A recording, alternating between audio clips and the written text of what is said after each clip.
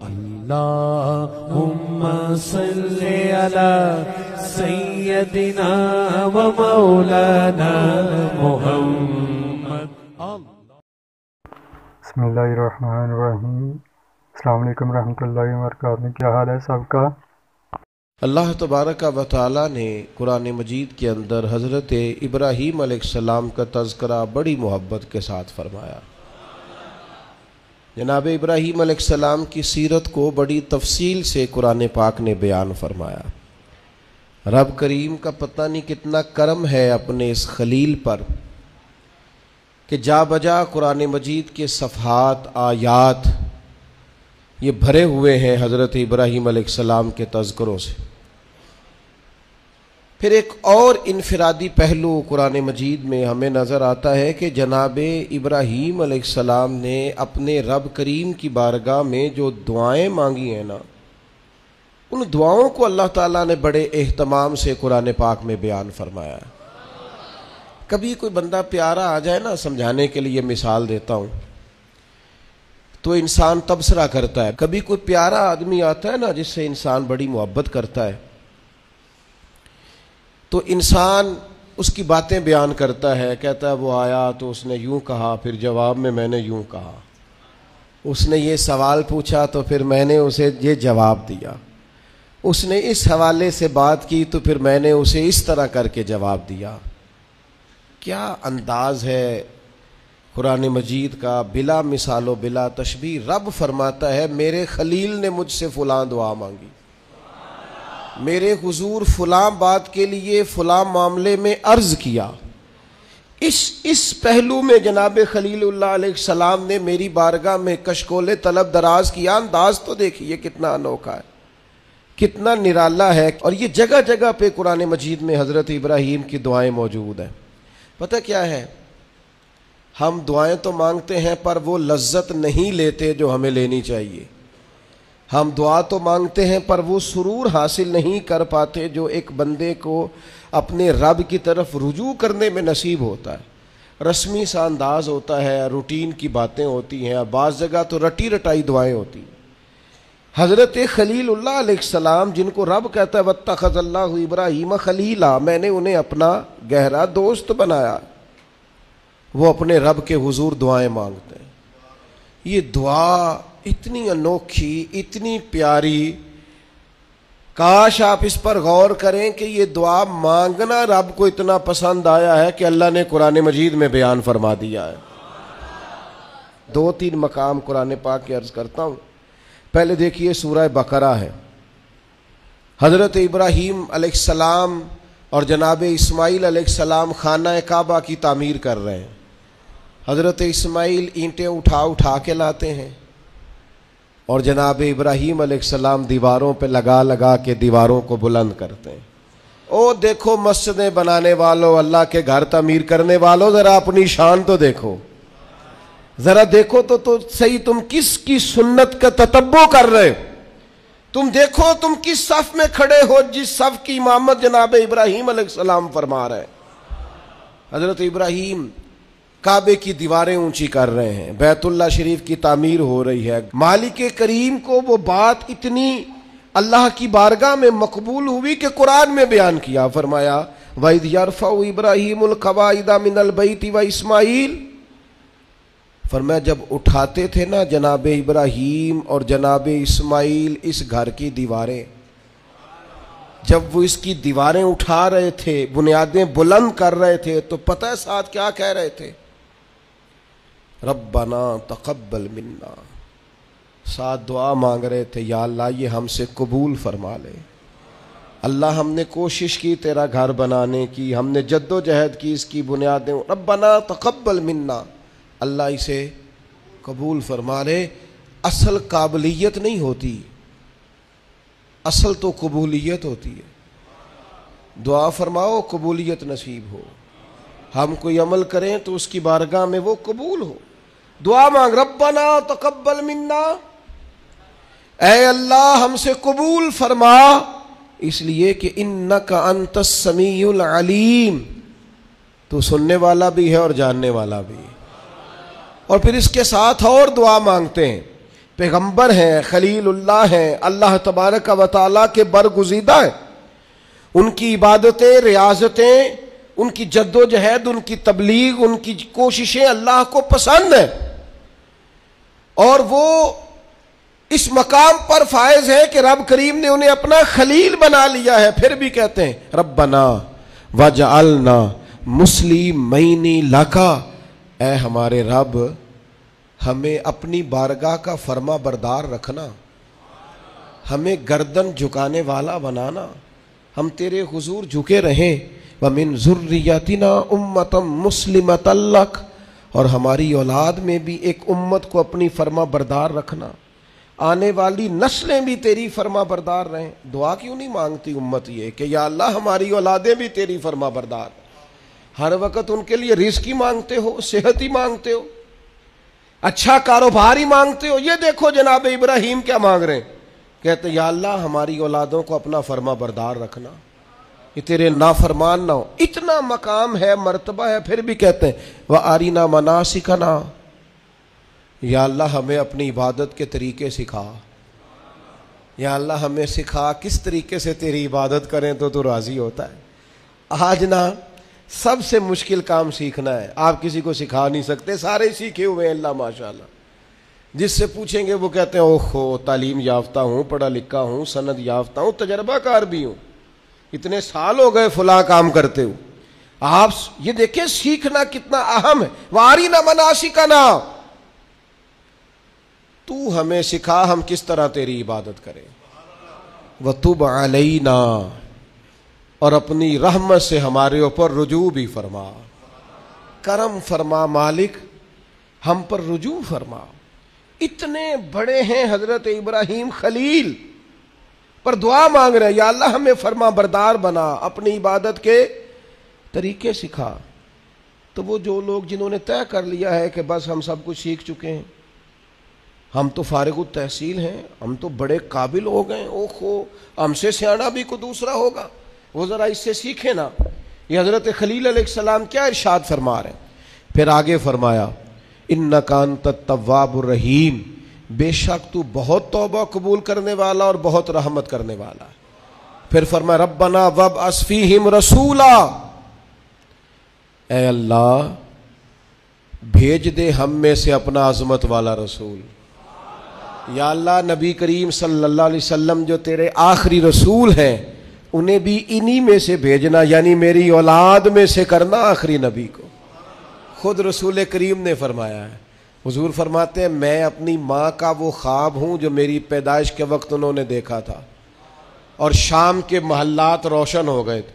حضور فرمانے لگے میں جناب عیسیٰ کی بشارت ہوں اور میں جناب ابراہیم کی دعا ہوں.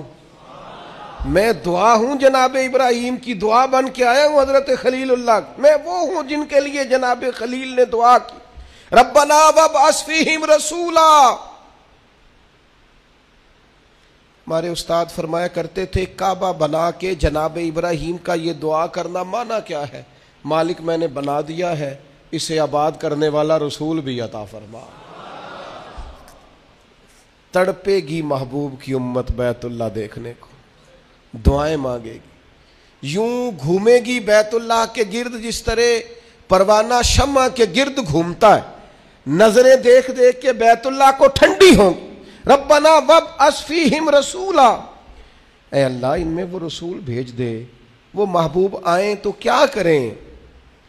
اے اللہ جب وہ آئیں منہم انہی میں سے آئیں، یتلو علیہم آیاتکا، اور وہ آ کر ان پر تیری آیتیں پڑھیں. وَيُعَلِّمُهُمُ الْكِتَابَ وَالْحِکْمَةَ، انہیں کتاب بھی سکھائیں اور پختہ علم بھی سکھائیں، دانائی بھی سکھائیں. وَيُزَكِّيهِمْ، بڑوں نے ترجمہ کیا ہے پر جو ترجمہ فاضل بریلوی نے کیا ہے وَيُزَكِّيهِمْ، اے اللہ وہ محبوب تیرے آئیں اور انہیں خوب ستھرا کر دیں، خوب ستھرا کر دیں، ان کے دلوں کو صاف کر دیں، باطن کا تزکیہ کر. یہ دعائیں کر رہے ہیں جناب ابراہیم. انک انت العزیز الحکیم، بے شک مالک تو غالب حکمت والا ہے. جناب ابراہیم علیہ الصلاۃ والسلام بیت اللہ کی تعمیر کرتے ہیں، قبولیت کی دعا مانگتے ہیں، اللہ کے حضور عرض کرتے ہیں اے اللہ آخری پیغمبر علیہ السلام کو مبعوث فرما تاکہ وہ کتاب و حکمت سکھائیں، تاکہ وہ قرآن مجید کی آیات کی تلاوت کریں۔ اے اللہ رسول کریم علیہ السلام عطا فرما جو دلوں کا تزکیہ کریں۔ اس رسول صلی اللہ تعالی علیہ وسلم کے لیے حضرت ابراہیم نے دعا مانگی تھی، وہ رسول اللہ نے ہمیں عطا فرمائے۔ اب ہمیں حضور کے بتائے ہوئے طریقے کے مطابق کتاب و سنت سیکھنا چاہیے نا۔ حضور نے جو خوبصورت ارشادات کر کے ہمارا تزکیہ کیا ہے، ہمیں وہ یاد رکھنے چاہیے نا، دلوں میں بسانے چاہیے نا۔ تو ایک مقام تو وہاں سورہ بقرہ میں، اور دوسرا مقام سورہ ابراہیم میں۔ یہ سورہ ابراہیم ہے، مالک کو پیار اتنا ہے، جگہ جگہ بھی ذکر کیا ہے قرآن پاک میں جناب ابراہیم کا، اور ایک پوری سورت کا نام ہی سورہ ابراہیم ہے۔ اتنی محبت ہے حضرت خلیل اللہ سے رب کریم کو۔ یہاں بھی دیکھیے حضرت ابراہیم سورہ ابراہیم میں دعا مانگتے ہیں۔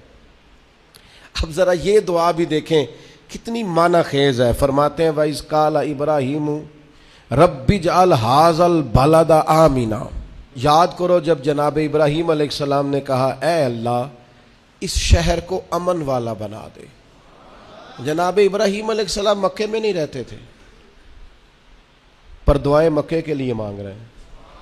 اے اللہ اس شہر کو امن والا۔ پوری دنیا کے مسلمانوں کو دعا کرنی چاہیے کہ اللہ مکے مدینے میں ہمیشہ امن ہی رہے، اللہ اسے امن والا بنا دے۔ ایک بات آپ کو عرض کروں، جس ملک میں امن نہیں ہوتا وہاں کچھ بھی نہیں ہوتا۔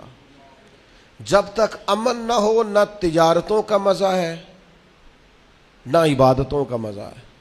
کام کاج بھی تبھی ہوتا ہے جب امن ہو، عبادت ریاضت تبلیغ تعلیم تبھی ہوتی ہے جب امن ہو۔ یہ دیکھیے اللہ کے پیغمبر حضرت خلیل علیہ السلام قیام امن کی ضرورت کے بارے میں کس طرح بیان فرماتے ہیں، کہتے ہیں اے اللہ اس شہر کو امن والا بنا دے۔ جب تک امن نہیں ہوگا، جب تک اطمینان نہیں ہوگا، ٹھہراؤ نہیں ہوگا، سکون نہیں ہوگا، زندگی کیسے آگے بڑھے گی؟ اس لیے پوری دنیا کے مسلمانوں کو مل کے کوشش کرنی چاہیے کہ ہر مسلمان ملک کے اندر امن رہے۔ ہمیں کوشش کرنی چاہیے ہمارے شہروں میں علاقوں میں امن رہے۔ ڈھیر سارے لوگ ہیں جن کو امن پسند نہیں ہوتا، بدامنی پیدا کرتے ہیں۔ آپ اپنے ارد گرد دیکھ لیں، یہ غیبتیں کرنے والے، چغلیاں کرنے والے، ایک دوسرے کے بارے میں سازشیں کرنے والے، شرارتیں کرنے والے، یہ سارے بدامنی پھیلانا چاہتے ہیں۔ اور جناب ابراہیم کیا کہتے ہیں وَإِذْ قَالَ إِبْرَاهِيمُ رَبِّ اجْعَلْ هَٰذَا الْبَلَدَ آمِنًا۔ حضرت ابراہیم علیہ السلام نے عرض کیا اللہ اس شہر کو امن والا بنا دے، وَاجْنُبْنِي وَبَنِيَّ أَن نَّعْبُدَ الْأَصْنَامَ، اللہ مجھے اور میرے بیٹوں کو بتوں کے پوجنے سے بچا لے۔ دنیا میں وہ بندہ بچ گیا جس کا عقیدہ محفوظ ہو گیا۔ سب سے زیادہ قیمتی خزانہ اس بندے کے پاس ہے جس کی اولاد کے عقیدے ٹھیک ہے، جو اسلام پر پختہ ہے۔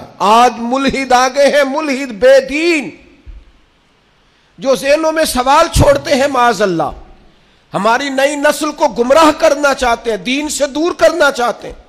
اپنے بچوں کے قریب بیٹھا کرو، ان کی باتیں سنا کرو، ان کی سوچیں دیکھا کرو۔ تھوڑے دن پہلے ایک بچہ مجھے پوسٹ دکھانے لگا، کہنے لگا یہ دیکھیں ایک بندے نے پوسٹ کی ہے، کروڑوں اربوں روپیہ تم جانوروں کو قربان کرنے پہ لگا دیتے ہو، یہ غریبوں کو دے دو، لوگوں کے گھر بن جائیں، بچیوں کی شادیاں ہو جائیں۔ پتہ نہیں لوگوں کو ہر دینی کام پہ غریب کیوں یاد آتے ہیں، یاد آ جاتے ہیں۔ میں نے انہیں کہا میں دیہاتی آدمی ہوں، ہمارے ڈیرے کے ساتھ ایک ڈیرا ہوتا تھا، چاچا جی بشیر صاحب نے نا ہر سال وہ بیل پالتے تھے بیچنے کے لیے، غریب آدمی تھا، اور کہا کرتا تھا اس دفعہ میرے جانور بڑے اچھے ہیں، یہ صحیح بک گئے تو 2 بیٹیوں کی شادی کروں گا۔ پال کر بیچنے والے بھی غریب کم ہیں، جو کاروبار کرتے ہیں بڑے فارم بناتے ہیں، پال کر بیچنے والے بھی غریب، اور جو کسائی ذبح کرتے ہیں وہ کون ہوتے ہیں؟ او میرا سارے انو بڑا گوشت باندھے کہندے ڈاکٹر ڈکیا ہے، وہ تو کھائیں گے مرغی یا بکرا، اے جنے ویڑے پل دے جے ماڑے ہی کھانے نے۔ اس لیے یہ جو روغن خیال ہے نا، کہتے ہیں قربانی نہ کرو غریبوں کو دے دو، ان کو فکر نہ کرو، یہ غریبہ ہی کھانی ہے ساری۔ امیرہ نو تے بند دے سارے انو، جس سے پوچھو کہندے میں نو ڈاکٹر نے بند کیتا ہے، تو بھائی غریبوں کا کھلا ہے اللہ کے فضل سے، وہ انشاءاللہ کھائیں گے، بلکہ ان کے لیے صحیح کر کے کھلتا ہی بڑی عید والے دن ہے، تو آپ ان کا بھی بند کرنا چاہتے ہیں۔ اس لیے حضرت ابراہیم کی یہ دعا کہ یا اللہ بتوں سے ہمیں بچا، ہماری اولادوں کو بچا، وہ تو بچے ہوئے تھے، یہ دعا ہی ہماری تعلیم کے لیے، بچوں کی نگرانی کرو، ان کا خیال رکھو، یہ کسی بے دین بدعقیدہ کے پاس نہ جائیں، ان کی زبانوں پہ جب بھی نام آئے یا خدا کا ذکر کریں یا مدینے والے پہ درود و سلام پڑھیں، یہ کبھی جناب ابو بکر کی بات کریں، یہ کبھی عمر کی بات کریں، یہ کبھی سیدنا عثمان کی کریں، یہ کبھی مولا علی کی کریں، یہ بار بار کہیں کیا بات رضا اس شمنستان نے کرم کی، زہرا ہے کلی جس میں حسن اور حسین پھول، بار بار بات کریں حضور کی اولاد۔ تو عزیز بھائی، حضرت ابراہیم نے دعا مانگی، یا اللہ مجھے بھی اور میری اولاد کو بھی بتوں سے بچا، برے لوگوں سے بچا، گندے عقیدے والوں سے بچا۔ پھر فرمایا ربی انہن اضللن کثیرا من الناس۔ یہ دیکھو بتوں کی بات ہو رہی ہے، لوگ کہتے ہیں فلاں کے پیچھے بڑے لگ گئے، حضرت ابراہیم تو کہہ رہے ہیں اللہ ان بتوں نے بڑے لوگوں کو گمراہ کر دیا ہے۔ گمراہی ویسے ہی جلدی دل کے اندر جگہ پکڑتی ہے، شیطانی باتیں ویسے ہی جلدی سمجھ میں آتی ہیں لوگوں، ڈھیر سارے ربی انہن اضللن کثیرا من الناس، اے اللہ ان بتوں نے ایک بہت بڑی جماعت کو گمراہ کر دیا، تو جو بولتے نہیں تھے باطل، جو باطل بولتے نہیں تھے انہوں نے بڑے گمراہ کیے، تو جو بولنے والے ہیں وہ دیکھیں کتنوں کو گمراہ کریں گے۔ اس لیے حضرت اقبال بولے، کہنے لگے یہ دور بھی اپنے ابراہیم کی تلاش میں ہے، یہ دور اپنے ابراہیم کی تلاش میں ہے، صنم کدا ہے جہاں لا الہ الا اللہ، اور فرماتے ہیں بہار ہو کہ خزاں لا الہ الا اللہ، اگرچہ بت ہیں جماعت کی آستینوں میں، پر مجھے ہے حکم ازاں لا الہ الا اللہ۔ ہم یہ گواہی دیتے رہیں گے اللہ کی توحید۔ کثیر لوگوں کو انہوں نے گمراہ کر دیا۔ ایک اور ذرا انوکھا انداز دیکھیے جناب ابراہیم کا، فرماتے ہیں فمن تابعنی فانہ منی، یا اللہ جو میری پیروی کرے وہ تو میرا ہے، تو اے کلیم جو آپ کی پیروی نہ کرے، انداز دیکھیے، فمن تابعنی فانہ منی، جو میری پیروی کرے مالک وہ میرا ہے، ومن عصانی فانک غفور الرحیم، اور اللہ جو میری نافرمانی کرے نا، ابراہیم اس کے ساتھ کیا کریں جو آپ کا نافرمان ہے، فرمایا فانک غفور الرحیم، بے شک تو بڑا بخشنے والا معاف کرنے والا ہے، جو فرما برداری کرے وہ تو میرا ہے، اور مالک جو نافرمانی کرے تو بڑا مہربان ہے، تو معاف کرنے والا ہے۔ یا ہم کہتے ہیں جو نافرمانی کرے، جو ہمارا نافرمان ہو وہ کسی کام کا نہیں، مارو سزا دو، فرمایا جو میرا نافرمان، مالک تو غفور الرحیم ہے، تو مہربانی کرنے والا ہے۔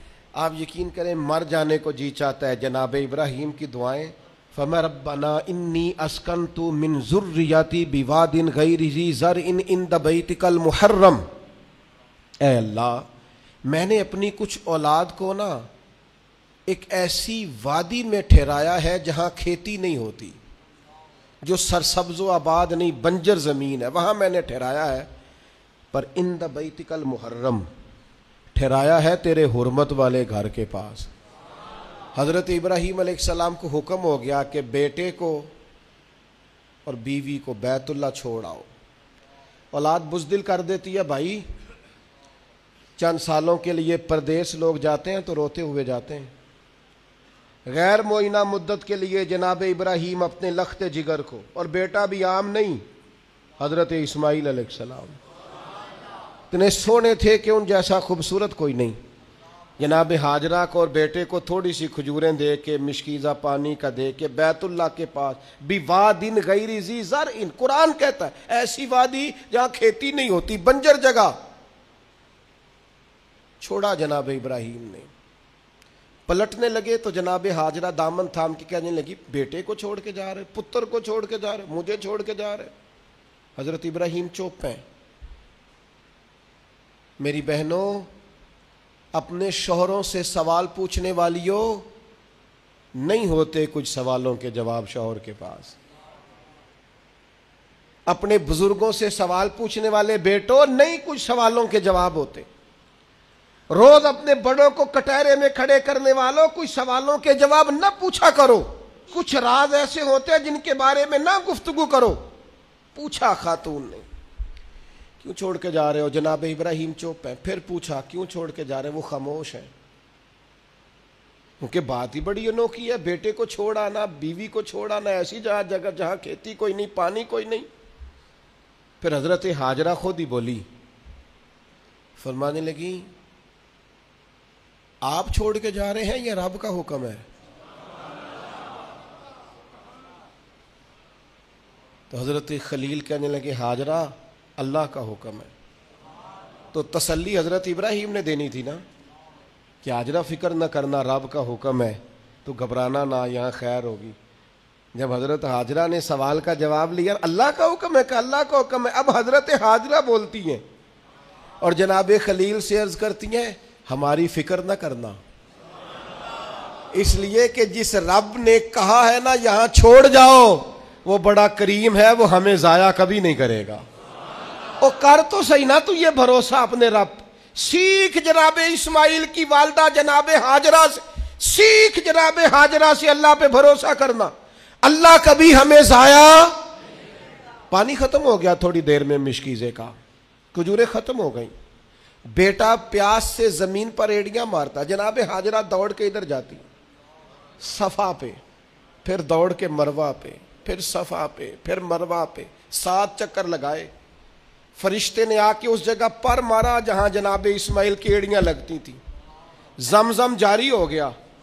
مالک ہو گیا ایک دفعہ جناب ہاجرہ کا جانا آنا. تو کریم نے فرمایا میرا کلیم چھوڑ آیا. میری پیاری بندی ہاجرہ اس کے کہنے پہ وہاں رک گئی. دکھوں کے دن تھے, تکلیفوں کے دن تھے, میری رضا پر وہ ٹھہر گئے, صبر کیا. اب دیکھو نا قیامت تک میرا انعام دیکھو.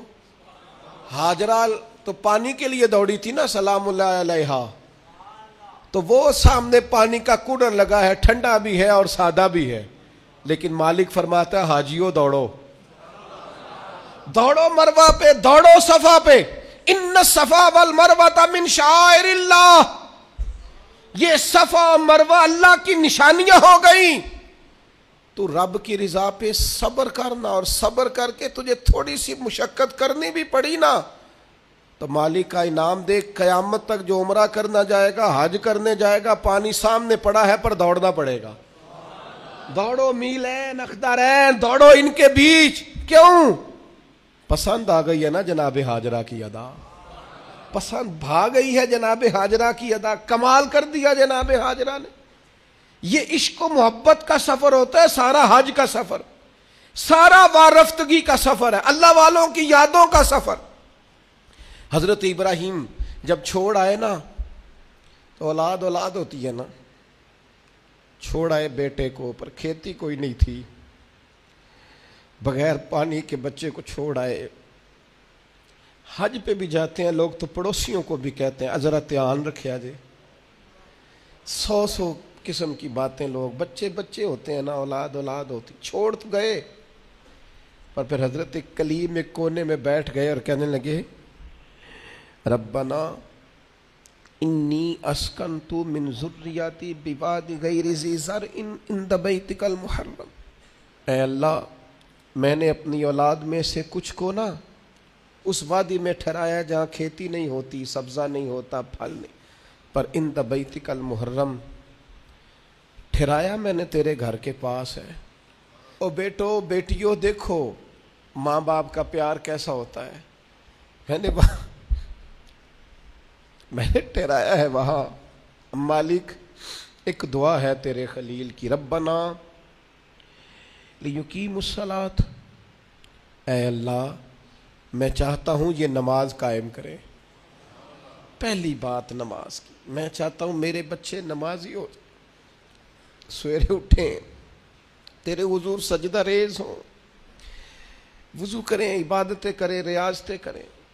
اگلی بات بڑی انوکھی ہے, فرمایا فَجْعَلْ أَفْئِدَةً مِّنَ النَّاسِ تَهْوِي إِلَيْهِمْ اے اللہ لوگوں کے دل ان کی طرف مائل کر دے، دنیا میرے بچوں سے پیار کرے، لوگ اولاد اسماعیل سے پیار کریں، ان کی طرف لوگوں کے دل پھیر دے۔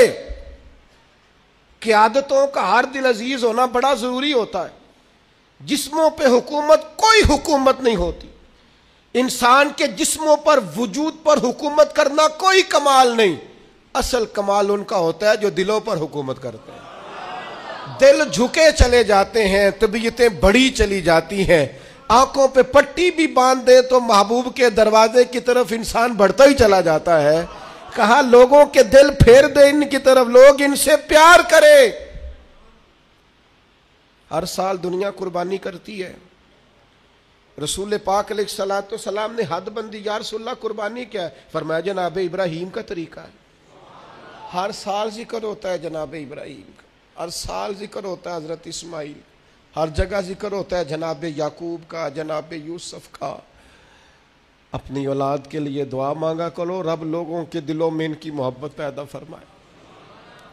بندہ اچھا لگتا ہے، وہ بندہ پیارا لگتا ہے جو اولاد سے پیار کرے، اس سے پیار ہو جاتا ہے جو بچوں سے پیار کرے۔ اللہ ان کی طرف لوگوں کے دل پھیر دے، پہلے نمازی بنا دے، پھر انہیں ہر دل عزیز بنا دے۔ اب حضرت ابراہیم کہتے ہیں وَارْزُقْهُم مِّنَ الثَّمَرَاتِ لَعَلَّهُمْ يَشْكُرُونَ، یا اللہ انہیں پھلوں میں سے رزق بھی دے تاکہ یہ تیرا شکر ادا کرے۔ اللہ انہیں رزق بھی عطا فرما، انہیں پھلوں میں سے رزق بھی دے۔ اولاد کے لیے دعا مانگا کرو، انہیں اللہ روزی دے وسیع، اولادیں کسی کی محتاج نہ ہو، بچے کسی کے دست نگر نہ ہو، کسی کے ہاتھ نہ دیکھنے پڑے، کسی کی طرف بڑھنا نہ پڑے۔ آگے ارشاد فرماتے ربنا انک تعلم ما نخفی وما نعلن۔ حضرت ابراہیم نے بات ہی کھول دی، فرمایا اے رب تو جو ہم ظاہر کرتے ہیں وہ بھی جانتا ہے، اور جو ہم چھپاتے ہیں وہ بھی جانتا ہے۔ وما یخفی علی اللہ من شیء فی الارض ولا فی السماء، اللہ پر کوئی چیز چھپی ہوئی نہیں، نہ زمینوں میں نہ آسمانوں میں۔ پھر اولاد کے لیے دعا مانگی جا رہی ہے، اس شہر کے لیے بھی دعا مانگی جہاں بچے رہتے، یہاں امن رہے، یہ بھی دعا مانگی کہ یہ نمازی ہو جائے، یہ بھی دعا مانگی حضرت ابراہیم علیہ السلام نے کہ اللہ انہیں رزق دے پھلوں میں سے، یہ بھی دعا مانگی لوگوں کے دل ان کی طرف کر دے، اور پھر کہا تو جانتا ہے ہمارے ظاہر اور باطن کو۔ پھر ارشاد فرمایا کہ میں اب بیچ میں شکر بھی ادا کرتے ہیں، کہتے ہیں الحمدللہ الذی وہب لی علی الکبر اسماعیل و اسحاق، کہتے ہیں تمام تعریفیں اس اللہ کے لیے جس نے بڑھاپے میں مجھے اسحاق اور اسماعیل عطا فرمائے۔ بڑھاپے میں اللہ نے اولاد دے دی، ساری تعریفیں اس کے لیے۔ پھر ارشاد فرماتے ہیں ان ربی لسمیع الدعا، بے شک میرا رب دعاؤں کا سننے والا ہے۔ آگے ارشاد فرماتے ہیں ربی جعلنی مقیم الصلاۃ ومن ذریتی، اے اللہ مجھے بھی نماز قائم کرنے والا بنا دے اور میری اولاد کو بھی نماز قائم کرنے والا بنا دے۔ کیا ہی مزہ ہے اگر باپ بیٹا ایک صف میں کھڑے ہو کے نماز پڑھیں، کیا ہی لطف آئے اگر باپ بیٹا کٹھے احرام باندھ کے طواف کریں، کیا مزہ یاد آئے اگر کبھی باپ بیٹا بیٹیاں اہل خانہ سارے کٹھے حضور کی بارگاہ میں حاضر ہو، کیا نرالا انداز۔ مجھے بھی نمازی بنا دے اور میری ربنا وتقبل دعا، یا اللہ ہماری اس دعا کو قبول فرما لے، اس دعا کو قبول۔ ربنا اغفر لی والی والدی، پچھلی ساری دعائیں اولاد کے لیے۔ اب کہا ربنا اغفر لی والی والدی، اے اللہ مجھے بھی بخش دے اور میرے والدین کو بھی بخش دے، ان کی بخشش کر دے۔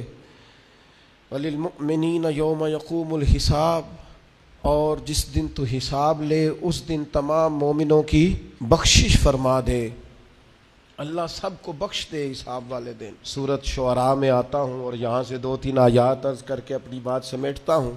اللہ تعالیٰ نے اس صورت میں جناب ابراہیم کی اور دعاؤں کا ذکر فرمایا حضرت ابراہیم نے دعا مانگی ربی حب لی حکمم والحقنی بالصالحین، اے اللہ مجھے علم و عمل عطا فرما اور مجھے نیک لوگوں سے ملاقات کرا۔ علم و عمل دے اور جو صالحین ہیں ان سے ملا. بڑا خوش نصیب ہوتا ہے وہ شخص جسے علم بھی ملے، عمل بھی ملے اور پھر صالحین کی صحبت بھی ملے. نیک لوگوں کی جسے سنگت نصیب ہو. اچھے لوگوں کے پاس، وہ گلی میں کچھ سنگترے بیچ رہا تھا نا، تو درویش اندر بیٹھے تھے تو آواز لگا رہا تھا اچھے سنگترے، اچھے سنگترے، اچھے سنگترے. تو بابا جی کو اندر ہی وجد ہو گیا. کسی نے کہا یہ کیا ہوا؟ فرمانے لگے وہ کہہ رہا ہے جنہاں دے سنگ چنگے سانو ترے، اچھے سنگ ترے، جنہاں دے سنگ اچھے سانو ترے. جناب ابراہیم کی دعا دیکھو، فرماتے ربی حبلی حکمم والحقنی بالصالحین. اے اللہ حکم عطا فرما، مانا مفسرین نے کیا علم و عمل عطا فرما، اور اے اللہ مجھے ان سے ملا دے جو صالح لوگ ہیں. یہ دعا مانگتے ہیں. پھر کہتے ہیں اے اللہ جو لوگ میرے بعد آئیں نا ان میں میری سچی ناموری رکھنا. اے اللہ بعد والے پچھلے ہمارا ذکر کریں تو ذرا اچھے لفظوں کے ساتھ کریں. ہمارے بعد ہمارا ذکر ہو تو خیر کے ساتھ ہو. ہماری تعلیم کے لیے جناب ابراہیم دعا کرتے ہیں، فرماتے ہیں کہ پیچھے اس طرح کا چھوڑ کے جانا کہ تمہیں خیر کے ساتھ یاد کیا جائے. یعنی تم کہیں بیٹھو تو لوگ کہیں کیا بات ہے، اور اٹھ کے جائیں تو لوگ کہیں کیا بات ہے. لوگوں کے بیچ ہماری اچھی ناموری ہو. جناب ابراہیم دعا مانگتے ہیں. جناب ابراہیم کہتے ہیں وَجَعَلْنِي مِن وَرَثَةِ جنت النعیم. یا اللہ ان لوگوں میں سے کر دے جو جنت نعیم کے وارث ہیں. ہمارے تعلق بنا پر جنتیوں سے بنا. ہمیں ان سے جوڑ دے جو چنگیاں دے لڑ لگی ساں تے چولی چ پھول پئے. تو ایک دن پیڑیاں نال میں رل گئی تے میرے اگلے بھی ڈول گئے. کہا اے اللہ ان میں سے کر دے جو جنت نعیم کے وارث ہے. اور فرمایا ولا تخزنی یوم یبعثون. یا اللہ اس دن رسوا نہ کرنا جس دن لوگ قبروں سے اٹھائے جائیں گے. اللہ دنیا میں پردہ رکھا ہے تو قیامت میں بھی.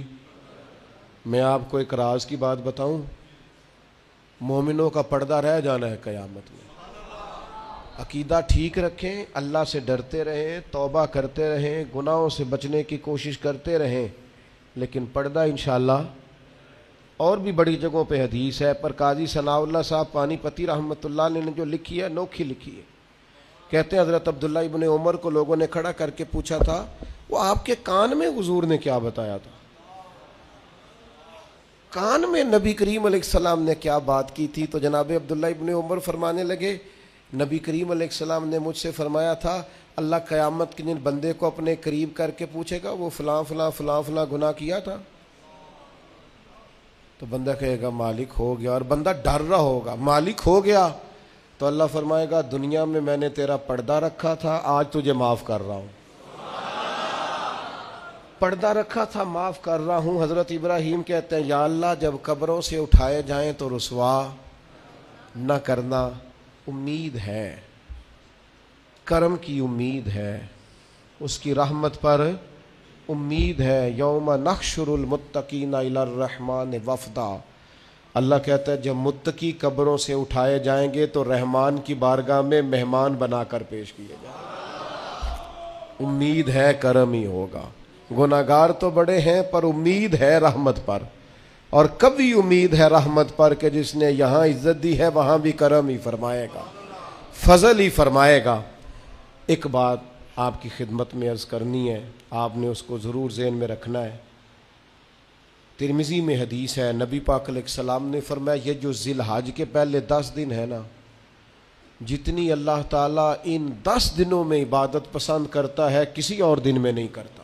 لیکن کچھ لوگ حج پہ چلے گئے، سعادت مل گئی، جن کے نصیب چمکے، اور جو یہاں بھی ہیں انہیں بھی لگایا ہوا ہے قربانیاں خریدو، قربانیاں کرو، اللہ کی راہ میں بانٹو. یہ عبادت کے دن ہے. کوشش کریں زیادہ سے زیادہ وقت استغفار میں گزرے. اور ایک حدیث میں نبی پاک نے وظیفہ بھی بتایا، فرمایا ایک تو پڑھو لا الہ الا اللہ، اللہ اکبر اور الحمدللہ. ان 10 دنوں میں یہ وظیفہ کثرت سے پڑھیں. یہ بڑی قبولیت والے دن ہیں، بڑے رحمت والے دن ہیں، بڑی عطاؤں والے دن ہیں. پوچھنا نہیں کسی بندے سے بھی کہ قربانی لی ہے کہ نہیں، کسی سے نہیں پوچھنا.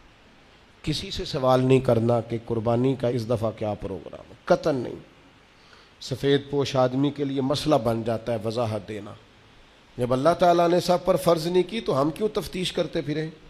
ایک تو سوال نہیں کرنا، دوسرا خود سے دیکھ لیں کس نے خرید لیا کس نے نہیں خریدی۔ جنہوں نے نہیں خریدی ان کی لسٹیں بنائیں، لائنیں لگا کے گوشت نہیں بانٹنا، کوشش کرنی ہے دروازے تک دے کے آئیں۔ کریم کا کرم ہم تک پہنچائے تو دروازے تک پہنچائے، اس نے ہمیں دیتے وقت معاذ اللہ کسی قسم کی رسوائی سے آشکار نہیں ہونے دیا، تو ہم نے بھی بانٹتے وقت کسی کو رسوا نہیں کرنا، پریشان ہے، خوبصورتی سے بانٹنا ہے۔ کوشش کرنی ہے جہاں غربت زیادہ ہے وہاں ذرا زیادہ چلا جائے، لوگوں کو تقسیم کرنا ہے، اسباب بنانے، اور کسی کے آنے پر بھی چہرے پر شکن نہیں لانی کہ تو پھر آ گیا، پہلے بھی تو آیا تھا نا۔ وہ ہمیں دیتا ہے تو رحمت سے دیتا ہے، تو ہم نے بھی اس کی مخلوق میں بانٹنا ہے تو ذرا مسکرا کے بانٹنا ہے، زیادہ الجھاؤ کا شکار نہیں ہونا۔ اللہ تعالیٰ سمجھنے کی توفیق دے۔